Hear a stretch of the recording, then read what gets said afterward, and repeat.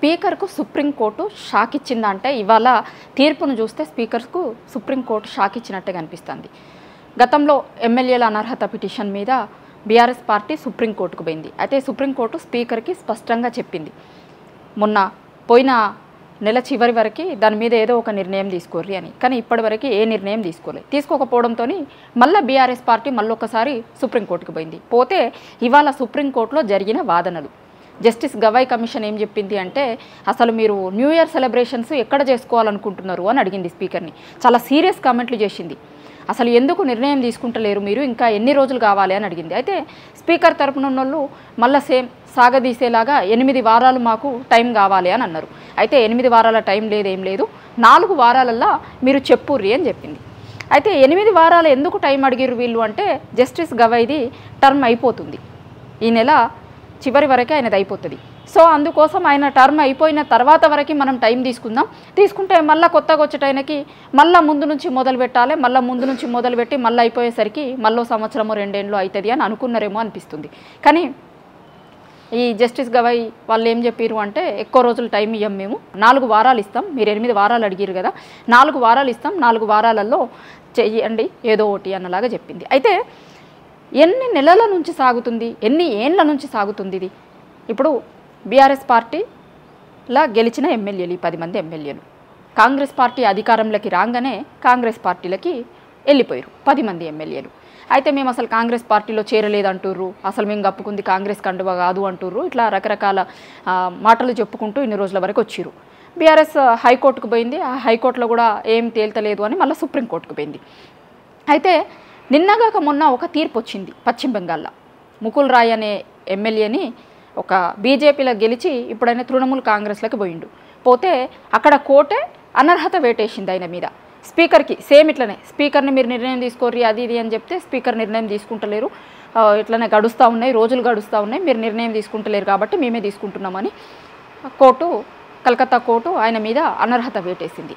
అట్లా ఇవాళ గవాయ్ బెంచ్ కూడా అదే అడిగింది, అసలు మీరు నిర్ణయం తీసుకుంటారా, మమ్మల్ని తీసుకోమంటారా? మీరు స్పీకర్లు ఇవన్నింటి మీద నిర్ణయాలు తీసుకోవాల్సింది మీరు కాబట్టి మీకు చెప్తున్నాం, ఒకవేళ మీరు చేయకపోతే కనుక మేమే నిర్ణయం తీసుకోవాల్సి వస్తుంది అనే దాన్ని కూడా మాట్లాడింది. ఎంత దారుణం అంటే, ఈ 10 మంది ఎమ్మెల్యేలు కొంతమంది, ఒక దానం నాగేందర్ లాంటి ఎమ్మెల్యే అయితే బీఆర్ఎస్ పార్టీలో గెలిచి కాంగ్రెస్ పార్టీలో చేరి బీఆర్ఎస్ పార్టీ ఎమ్మెల్యేగా ఉన్నప్పుడే కాంగ్రెస్ పార్టీ గుర్తు మీద ఆయన ఎంపీగా పోటీ చేసిండు. ఎంపీగా ఓడిపోయిన తర్వాత మళ్ళీ ఆయన బీఆర్ఎస్ పార్టీ ఎమ్మెల్యేగానే కొనసాగుతుండు. దాని తర్వాత నిన్నగాక మొన్న జూబ్లీహిల్స్లో ఉప ఎన్నిక జరిగితే ఆయన స్టార్ క్యాంపెయినర్గా ఉన్నాడు. అక్కడ కడియం శ్రీహరి లాంటి నాయకులు వాళ్ళ బిడ్డ అక్కడ వరంగల్లో ఎంపీగా పోటీ చేస్తే వాళ్ళ బిడ్డ తరపున ప్రచారం చేసిండు. ఒక పార్టీ ఎమ్మెల్యేగా ఉండి వాళ్ళ బిడ్డ తరపున కాంగ్రెస్ పార్టీ ఎంపీగా నా బిడ్డను గెలిపించుర్రి అని ఆయన కాంగ్రెస్ పార్టీ వేదికల్ని పంచుకున్నాడు. అఫీషియల్గా ఓపెన్గా ఆయన కాంగ్రెస్ పార్టీ నా బిడ్డకి ఓటేసి గెలిపించుర్రి అని ప్రచారం కూడా చేసిండు. ఇంత చేసిన వాళ్ళు కూడా కోర్టు దగ్గరికి పోయి అసలు మేము ఏమీ చేయలేదు, మాకేమీ తెలియదు, మేము అసలు బీఆర్ఎస్ పార్టీలోనే ఉన్నాము అని నమ్మించే ప్రయత్నం చేస్తున్నారు. ఇంకా చాలామంది ఎమ్మెల్యేలు కూడా మొన్న జూబ్లీహిల్స్ ఉప ఎన్నికలలో ఇంకా కొంతమంది ఎమ్మెల్యేలు కూడా కాంగ్రెస్ పార్టీకి ప్రచారం చేసిరు. ఓపెన్గా కాంగ్రెస్ పార్టీ ఎమ్మెల్యే అభ్యర్థిని గెలిపించాలని కమ్యూనిటీ హాల్లలో జరిగిన మీటింగ్లలో కావచ్చు, ప్రచారంలో కావచ్చు, చాలా ఇంటర్నల్ మీటింగ్లలో పాల్గొన్నారు వాళ్ళు. చాలామంది కొంతమంది కాంగ్రెస్ వేదికల మీదకి ఎక్కిర్రు, కాంగ్రెస్ అగ్రనాయకులను కలిసిర్రు. ఇట్లా రకరకాల ఆధారాలు, ఫోటో, వీడియో క్లిప్పింగ్స్, చాలా ఆధారాలను బీఆర్ఎస్ పార్టీ కోర్టు ముందు పెట్టింది. అయితే స్పీకర్ ఎంతకి నిర్ణయం తీసుకుంటలేడు, ఇప్పటికైనా సరే నిర్ణయం తీసుకోర్రి అని చెప్తూ అసలు మీరు న్యూ ఇయర్ సెలబ్రేషన్స్ ఎక్కడ చేసుకోవాలనుకుంటున్నారు అనేలాంటి చాలా సీరియస్ కమెంట్స్ కూడా చేసింది. మరి చూడాలి ఇప్పటికైనా స్పీకర్ నిర్ణయం తీసుకుంటారా, లేకపోతే 4 వారాలు వాళ్ళు టైం అడిగారు కదా, ఆ 4 వారాల తర్వాత మళ్ళీ పరిస్థితులు మారుతాయి అనే దాని మీద గడువును అడిగిర్రా వీళ్ళు, ఎట్లా ఉండబోతుంది, లేకపోతే కోర్టులే వాళ్ళ పరిధిలోకి తీసుకొని వీళ్ళ మీద అనర్హత వేటు వేస్తాయా, ఏం జరగబోతుంది 10 మంది ఎమ్మెల్యేల విషయంలో? మరీ ముఖ్యంగా 10 మందిలో 2 ఎమ్మెల్యేలకి సంబంధించిన వాళ్ళ మీద వేటు తప్పనిసరిగా పడుతుంది.